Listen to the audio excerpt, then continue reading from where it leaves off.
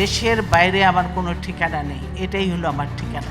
এই দেশ, এই দেশের মাটি, মানুষই আমার সব কিছু, কাজে আমি দেশের বাইরে যাব না।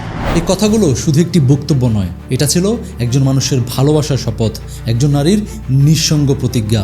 একটি মেয়ের জীবন কখনো কখনো পুরো জাতির ইতিহাস হয়ে দাঁড়ায়। আজ আমরা তার নাম শুনলেই শুধু একজন রাজনীতিবিদ আমাদের চোখের সামনে ভেসে ওঠে না, ভেসে ওঠে একজন স্ত্রী, একজন মা, একজন লম্বা সময়ের নিঃসঙ্গ যোদ্ধা, আর শেষমেশ একজন আপসীন নেত্রী। কিন্তু এই নারী জন্মগতভাবেই রাজনীতিবিদ ছিলেন না। আজ আমরা কথা বলবো এমন একজন নারীর, যিনি কোনোদিন মঞ্চে ওঠার স্বপ্নই দেখেননি, তিনি ক্ষমতার জন্য রাজনীতিতে আসেননি, কিন্তু ইতিহাস তাকে সামনে টেনে এনেছে।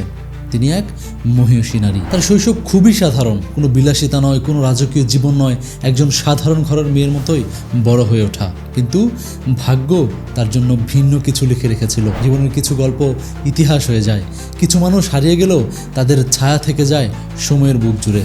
আজ আমি কথা বলবো এমন এক নারীর, যিনি স্বামীর মৃত্যু দেখেছেন, ছেলেকে হারিয়েছেন, কারাগারে থেকেও লড়েছেন। তিনি একসময় শুধুই ছিলেন একজন গৃহবধূ, অথচ একদিন হয়েছেন বাংলাদেশের প্রথম নারী প্রধানমন্ত্রী।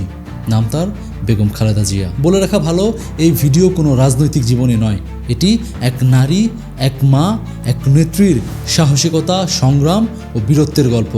পুরো সময় জুড়ে আপনাদের সাথে থাকবো আমি আহমেদ রবি।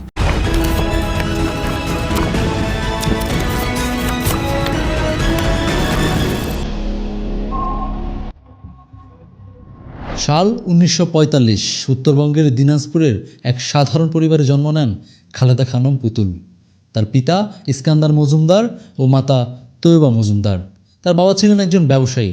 তিনি দিনাজপুর সরকারি বালিকা উচ্চ বিদ্যালয় এবং পরে সুরেন্দ্রনাথ কলেজে অধ্যয়নরত ছিলেন।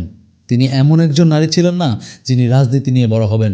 তার স্বপ্ন ছিল ঘর, সংসার আর ভালোবাসায় ভরা এক জীবন। একটা সাধারণ পরিবার, একটা সাধারণ জীবন। তখন কেউ কল্পনাও করতে পারেনি এই পুতুল নামের মেয়েটাই একদিন পুরো দেশের রাজনীতির গতিপথ বদলে দেবে। সাল 1960, মাত্র 15 বছর বয়সে বিয়ে হয় এক তরুণ সেনা অফিসারের সঙ্গে, নাম জিয়াউর রহমান। বিয়ের পর পড়াশোনা শেষ না করেই সাংসারিক জীবনে যুক্ত হন তিনি। পরিবারের দায়িত্ব, নতুন পরিচয়, সব কিছু মিলে তার জীবনে নতুন মোড় নেয়। 2 ছেলে জন্ম নেয়, তারেক রহমান ও আরাফাত রহমান কোকো। তাদের নিয়ে ছিল তার পুরো দুনিয়া। রাজনীতি নয়, শুরু হয় একজন স্ত্রীর সংসার, একজন মায়ের যাত্রা। জিয়াউর রহমান, তিনি তখন দেশের জন্য নিজের জীবন উৎসর্গ করছেন, আর খালেদা জিয়া, তিনি নিজের জীবন উৎসর্গ করছিলেন পরিবার আর সন্তানদের জন্য। তার জীবন ছিল সাধারণ এক গৃহবধূর মতো। সাল 1981, এক কালো রাত। পুরো বাংলাদেশ স্তব্ধ হয়ে যায়। সেই রাতেই ভেঙে যায় এক নারীর পুরো পৃথিবী।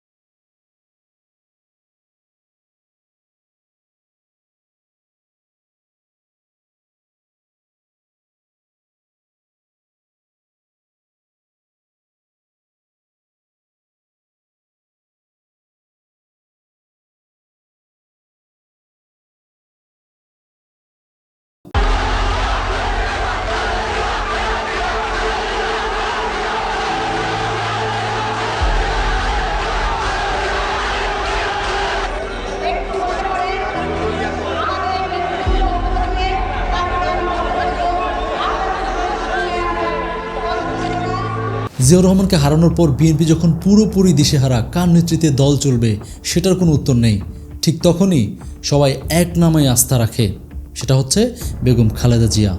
তিনিই হলেন বিএনপির চেয়ারপারসন। একজন ঘরে থাকা নারী হঠাৎ দেশের সবচেয়ে বড় রাজনৈতিক মঞ্চে। অনেকে ভেবেছিল তিনি টিকতে পারবেন না, কিন্তু তিনি শুধু টিকেই থাকেননি, তিনি ইতিহাস বদলে দিয়েছেন। তিনি যখন বিএনপির হাল ধরেন, ঠিক তখনই বাংলাদেশের ঘাড়ে চেপে বসেছিল সামরিক শাসন। হুসেন মোহাম্মদ এরশাদ। দেশে ছিল ভয়, মানুষের ভোটাধিকার নেই, গণতন্ত্র মুখ থুবড়ে পড়েছে, মানুষের কণ্ঠ রোধ করা হচ্ছে, গ্রেফতার, নির্যাতন, সব নিত্যদিনের ঘটনা। ঠিক তখনই খালেদা জিয়া দাঁড়িয়ে গেলেন ওই স্বৈর শাসনের বিরুদ্ধে। রাস্তা কাঁপতে শুরু করলো, স্লোগানে স্লোগানে আকাশ ফেটে গেল, স্বৈরাচার নিপাত যাক, স্বৈরাচার নিপাত যাক, স্বৈরাচার নিপাত যাক। কখনো মাঠে নেমে গেছেন, কখনো গ্রেফতার হয়েছেন, কখনো জেলে গেছেন, তবুও মাথা নত করেননি। সেই থেকেই তার নাম হয়ে যায় আপসহীন নেত্রী, কারণ তিনি কখনো স্বৈরাচারের সাথে আপোষ করেননি। বছরের পর বছর আন্দোলন, সংগ্রাম, জেল, বুলেটের ভয়, মৃত্যুর ভয়, শেষ পর্যন্ত 1990 সালে পতন হয় এরশাদের। আর 1991 সালে তিনি হন বাংলাদেশের প্রথম নারী প্রধানমন্ত্রী। একজন গৃহবধূ পরিণত হলেন দেশীয় নেতৃত্বে। তার শাসনামলে হয় সাংসদীয় গণতন্ত্র ফেরানো, অর্থনীতিতে স্থিতিশীলতা, মেয়েদের বিনামূল্যে শিক্ষা, উপবৃত্তি চালু, পোশাক শিল্পের বিস্তার, নারী কর্মসংস্থানের বিপ্লব, অর্থনৈতিক সংস্কার, জাতীয় সার্বভৌমত্ব নিয়ে তার অবদান আজও ইতিহাসের অংশ। তার সময়ে বাংলাদেশ নতুন পথে হাঁটা শুরু করে। আবারও 2001 সালে জনগণ তাকে নির্বাচিত করে। তিনি এমন ইতিহাস গড়েন, একজন নারী যিনি নেতৃত্ব দিয়েছেন পুরুষশাসিত রাজনৈতিক মহলে। তার জীবনের প্রতিটি পদক্ষেপ ছিল চ্যালেঞ্জিং। একজন নারী যিনি স্বামী হারিয়ে ভেঙে পড়েননি, বরং নিজেকে গড়ে তুলেছেন দেশের শীর্ষ নেত্রী হিসেবে। রাজনীতি করি তো দেশের ভালোর জন্য, দেশের মানুষের কল্যাণ করার জন্য, দেশের উন্নতির জন্য, দেশের সম্মান বৃদ্ধির জন্য। কিন্তু ক্ষমতা স্থায়ী নয়। ক্ষমতার মঞ্চে আলো যেমন থাকে তেমনি ছায়াও থাকে। 2006 সালের পর রাজনীতির ভয়ঙ্কর পালাবদল হয়। তারপর শুরু হয় তার জীবনের সবচেয়ে কালো অন্ধকার সময়। 2007 সালে তত্ত্বাবধায়ক সরকারের সময় তাকে পাঠানো হয় কারাগারে। তারপর শেখ হাসিনা সরকার এলে একের পর এক মামলা, ঘরবন্দি জীবন, অসুস্থ শরীর, সব মিলিয়ে শুরু হয় এক নীরব যুদ্ধ। রাজনৈতিক প্রতিপক্ষ থেকে তিনি হয়ে যান বন্দী একজন নারী। চিকিৎসা, স্বাধীনতা, পরিবারের সঙ্গে থাকার অধিকার, সব কিছু থেকে তাকে বঞ্চিত করা হয় দীর্ঘ সময়। বাইরে মানুষ রাজনীতি নিয়ে তর্ক করে, কিন্তু ভেতরে একজন নারী নিজের জীবন বাঁচানোর লড়াই চালিয়ে যান। তারপর 2015 সালের জানুয়ারি খবর আসে তার ছোট ছেলে আরাফাত রহমান কোকো মারা গেছেন। সেই সময় খালেদা জিয়া ছিলেন গুলশানের অফিসে প্রায় গৃহবন্দী অবস্থায়। ছেলের মৃতদেহ ছুঁয়ে বুক ফাটা আর্তনাদ পুরো জাতি সে সময় দেখেছে। সেটাই হয়তো তার জীবনের সবচেয়ে কষ্টের মুহূর্ত। একজন মা হারান তার সন্তানকে, কিন্তু দেশের রাজনৈতিক শত্রুতার কারণে সেই শোকও পুরোপুরি প্রকাশ করতে পারেননি তিনি। একজন সরকার প্রধান, একজন দেশনেত্রী, একজন বাঘিনীর মতো নারী, কিন্তু সেই সময় তিনি ছিলেন শুধু এক অসহায় মা। অন্যদিকে বড় ছেলে তারেক রহমান বিভিন্ন মামলায় জড়িয়ে দেশ ছাড়তে বাধ্য হন। একদিকে রাজনীতি, অন্যদিকে মায়ের চিকিৎসা, এই যন্ত্রণার মধ্যে কেটে গেছে তাদের শেষ সময়গুলো। একজন মা হিসেবে, একজন নারী হিসেবে এই ত্যাগটা কতটা গভীর তা হয়তো একজন মাই বলতে পারে। ছেলে আরাফাত রহমান কোকোর মৃত্যু একটি মায়ের বুক চিরে দেওয়া কষ্ট। আরেক ছেলে তারেক রহমান বাধ্য হয়ে দেশ ছাড়ে। কেউ কারো মুখ দেখতে পারেন না। একজন মা হিসেবে এই কষ্টের দাম কেউ বোঝে?